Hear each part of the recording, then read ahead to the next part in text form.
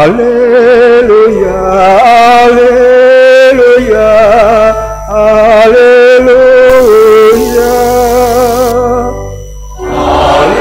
Haleluya, haleluya, haleluya. Engkau adalah Petrus, dan di atas batu karang ini akan kudirikan jemaatku, dan alam maut tidak akan menguasainya. Haleluya, haleluya, haleluya, haleluya, haleluya, haleluya.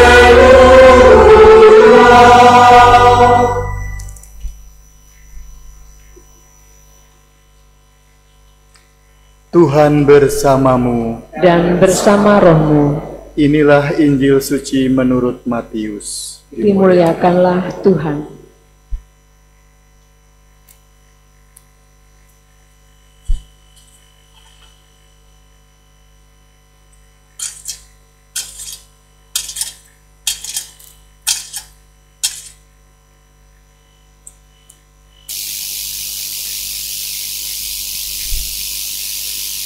Sekali peristiwa, Yesus tiba di daerah Kaisaria Filipi.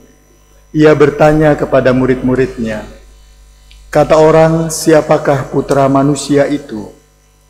Jawab mereka, "Ada yang mengatakan Yohanes Pembaptis, yang lain mengatakan Elia, dan yang lain lagi mengatakan Yeremia atau salah seorang dari para nabi." Lalu Yesus bertanya kepada mereka, "Tetapi apa katamu, siapakah aku ini?" Jawab Simon Petrus, "Engkaulah Mesias, putra Allah yang hidup." Kata Yesus kepadanya, "Berbahagialah engkau Simon anak Yunus, sebab bukan manusia yang menyatakan itu kepadamu, melainkan Bapa-Ku yang di surga. Aku pun berkata kepadamu, engkaulah Petrus, dan di atas batu karang ini Aku akan mendirikan jemaatku, dan alam maut tidak akan menguasainya. Kepadamu akan aku berikan kunci kerajaan surga. Apa saja yang kau ikat di dunia ini akan terikat di surga, dan apa yang kau lepaskan di dunia ini akan terlepas di surga." Demikianlah sabda Tuhan. Terpujilah Kristus.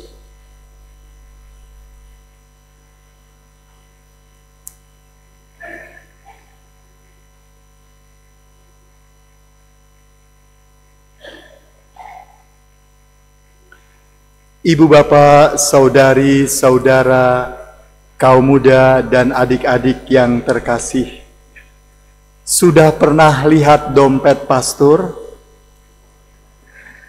Ini ada dompet saya. Apa isinya? Oh, ternyata ada duitnya. Ada uang 100.000. Masih mulus, baru keluar dari bank. Kalau saya tawarkan ke Anda, Anda mau? Tapi kalau uang ini saya lecek-lecek, saya tawarkan ke Anda, Anda mau? Sudah lecek-lecek, jatuh ke comberan, kotor. Saya ambil, saya tawarkan ke Anda, Anda mau?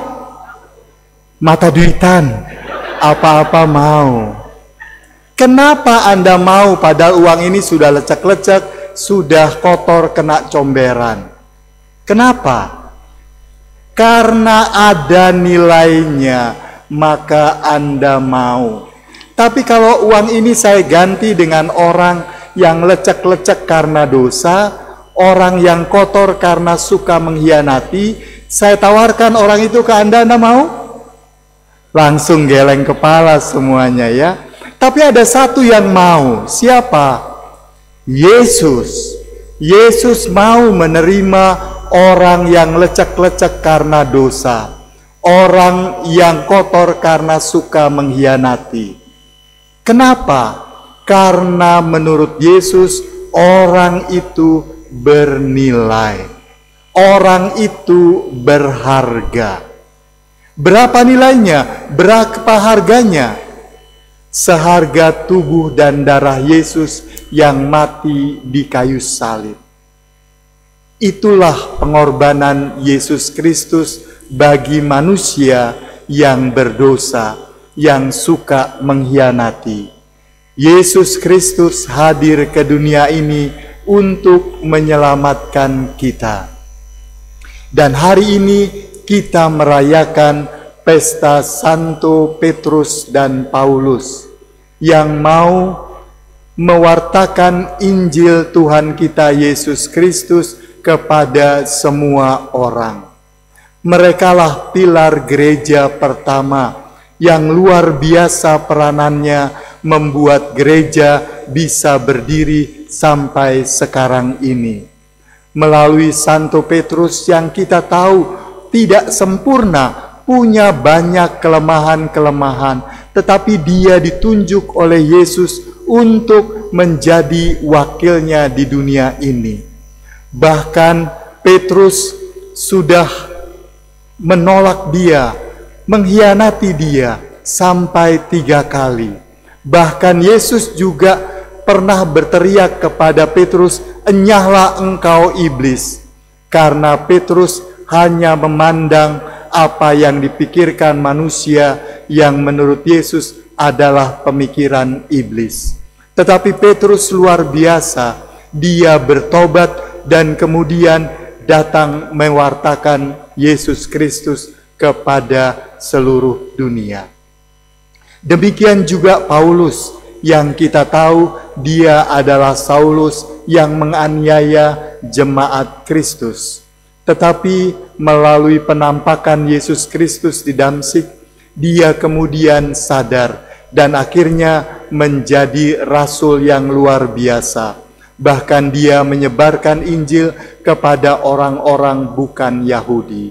Dan dialah yang membuat gereja menjadi seperti sekarang ini. Kenapa orang-orang yang tidak sempurna justru dipilih oleh Allah?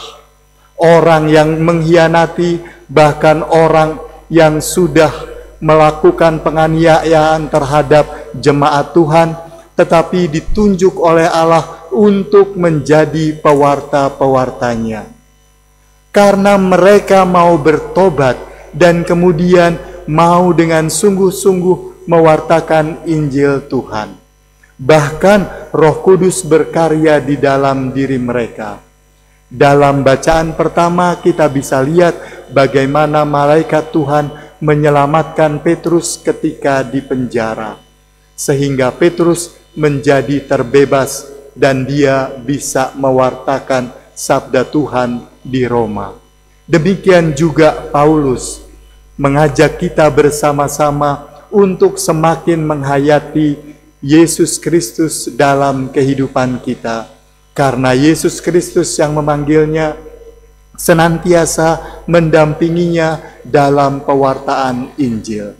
Sehingga Paulus dengan luar biasa mau terus-menerus mewartakan Injil Tuhan.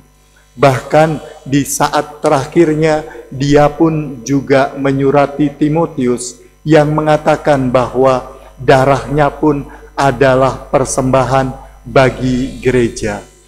Demikian juga Petrus yang mati dengan salib yang terbalik karena dia tidak mau seperti Yesus Kristus yang mati di kayu salib, tetapi mau dia lebih hina dengan mati di kayu salib dengan terbalik. Inilah rasul-rasul Yesus Kristus yang sungguh luar biasa dalam mewartakan Injil Tuhan sampai akhir hayatnya. Dan kita diajak bersama-sama juga menjadi rasul-rasul sekarang ini, menjadi pewarta-pewarta Injil kepada sesama kita yang kita jumpai. Kita percaya bahwa Roh Kudus akan berkarya dalam diri kita, sehingga Roh Kudus itu membimbing kita, membuat kita menjadi lebih berani untuk mewartakan Injil Tuhan kita kepada siapapun yang kita jumpai. Itulah rasul-rasul yang sekarang diemban oleh kita semuanya sebagai pengikut-pengikut Yesus Kristus. Semoga kita semakin setia seperti Petrus dan Paulus yang setia sampai wafat, bahkan kemudian menjadi martir. Kita pun tidak takut untuk menghadapi berbagai tantangan di dunia ini, menghadapi berbagai tantangan untuk terus mewartakan Injil Tuhan dalam kehidupan kita sehari-hari. Semoga kita semakin berani. Amin.